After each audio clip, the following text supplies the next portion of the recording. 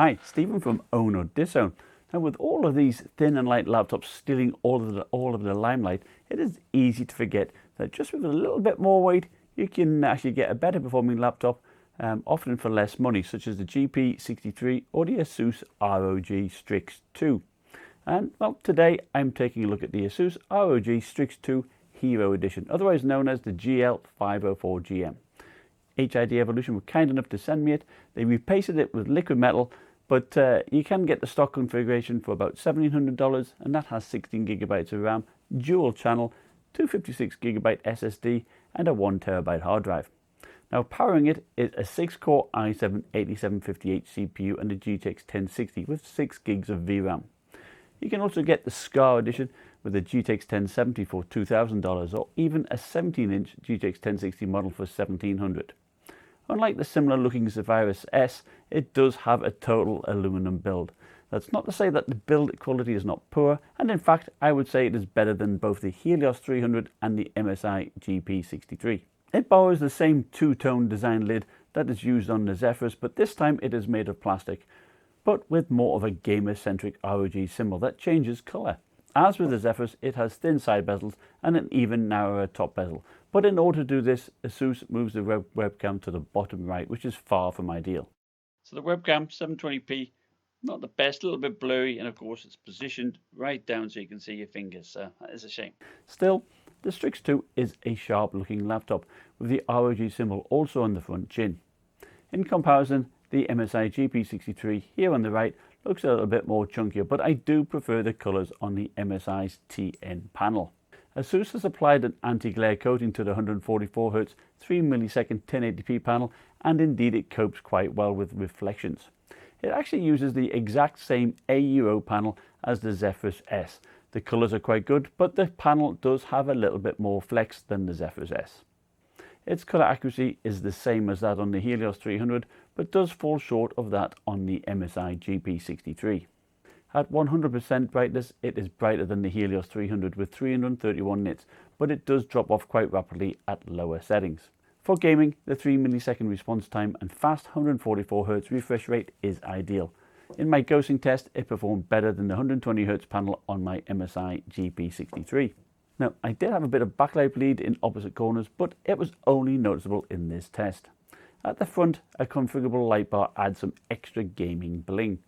The keys are RGB backlit in 4 zones, not per key, and they are actually brighter than the Zephyrus S, the brightness of which are controlled by separate buttons. Lowering the brightness to 0 also turns off the lid and the light bar lighting as well. The Aurora software that controls the lighting has to be downloaded from the Windows Store. It allows you to change the colour and pattern of the lighting, including the lid symbol and the front light bar. Unfortunately, if you don't want the lighting to load up at startup, the software does have options, but it is unresponsive.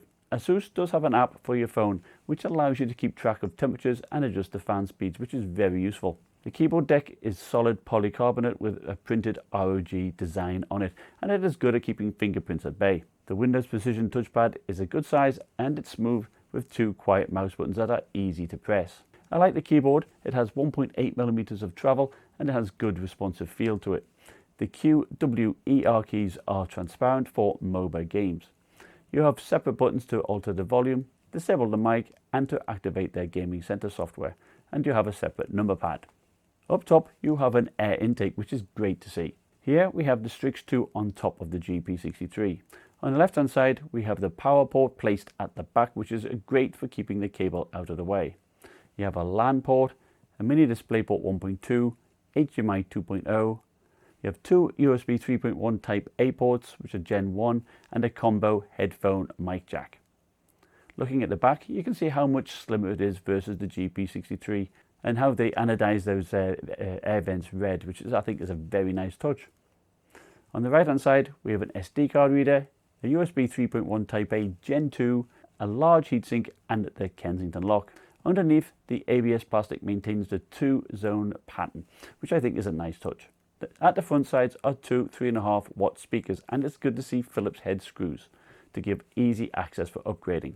Now, the feet are quite small, which helps to maintain a slim profile, but will it inhibit airflow? Once inside, you have the 66 watt-hour battery, which was good for 6 hours of streaming YouTube at 25% brightness. and this was actually much better than both the GP63 and Helios 300. You also get a 1TB hard drive. You get 2 speakers, the LED light bar, 2 sticks of RAM which are upgradable to 64GB, the M.2 PCI Express SSD, and an Intel Wi-Fi card. You actually have a shared heat pipe design, but 3 heat sinks, 1 for the CPU and 2 for the GTX 1060. The heatsink uses 0.1mm thick fins to increase the surface area, and the 12V fans are the same as on the Zephyrus S, so we know they move a lot of air. I do like the speakers. They have some good bass, good depth to them, and about 74 decibels. The software has 3 fan settings. You have silent, you have balanced, and overboost. At idles, the silent fan and the balanced fan only have 1 decibel between them. The overboost increases the noise by 5 decibels. Now under load, the laptop pulls a max of 172 watts, which is very close to the limit of the 180 watt power brick. Balance mode generates 49 decibels and overboost 51 decibels. Anyone used to gaming laptops will find the noise level perfectly acceptable, but if you do crave quiet fans, then I suggest you go for the MSI GP63, as that ran cool at 38 decibels. I was very impressed with the temperature of the chassis. 34 degrees on the keyboard and max 41 degrees underneath. That is good 10 degrees cooler than, say, the thin and light guys like the Zephyrus S. Here is a chart showing the gaming temperatures for both balanced and overboost fan profiles. Even with the balanced fan, the CPU averaged 65 degrees and peaked with an average of 76. The highest CPU temperature I actually saw was 81 degrees Celsius. The GPU averaged 73 and peaked at 77. Now, of course, this unit has been repainted with liquid metal, but that is pretty impressive. Using the overboost fan sees, on average, a further 6 degree reduction in temperature. And all of this is with no undervolt. Yes, you heard that right. No undervolt is needed here. Like the Zephyrus S, it's just plug and play. The CPU would maintain a high boost clock, and as you can see here in Call of Duty Black Ops 4, the frame rate and temperatures were perfect. Look at this Adobe Premiere Pro render test. The Strix 2 at the top did it in 18 minutes 42 seconds, and that was 1.5 minutes faster than the Helios 300 and the GP63. The Helios needed boosting via throttle stop to get that time, and it still ran warmer than the Strix 2. The reason why the GP63 is running warmer than the Strix 2 is because of its lower fan speeds. Another long CPU test is my handbrake encode. Now, most i7-8758 CPUs buckle and just get over an average of 3100 MHz, but look at the Strix 2. It averages 3900 MHz. And this is how this 6-core CPU is supposed to run, and the result at stock is an incredible 6.5 minutes faster than the rest. Even with the Helios 300 and the MSI GP63 boosted using throttle stop, the Strix 2 still performs better. And look at the temperatures, an average CPU temperature of just 51 degrees and max of 74 degrees. And you got to bear in mind, this is with the balanced fan on as well. I actually saw no reason whatsoever even to try and boost or even undervolt this CPU. Now, Cinebench is a short test, but it still shows that at stock, the CPU boosts more than the Helios 300. But how does it handle multitasking? To test this, I ran Heaven Benchmark and my handbrake test concurrently. Then I replaced the handbrake with repeated runs of Cinebench, and I got a score of over 1000. Now, to put that into perspective, the GP63 got 945 points, and the Helios 300 got 950 points. And the Omen 15 only got 517 points. The Strix 2 is a beast. Using Afterburner, I was able to overclock the GPU by 182 MHz and the memory by 269.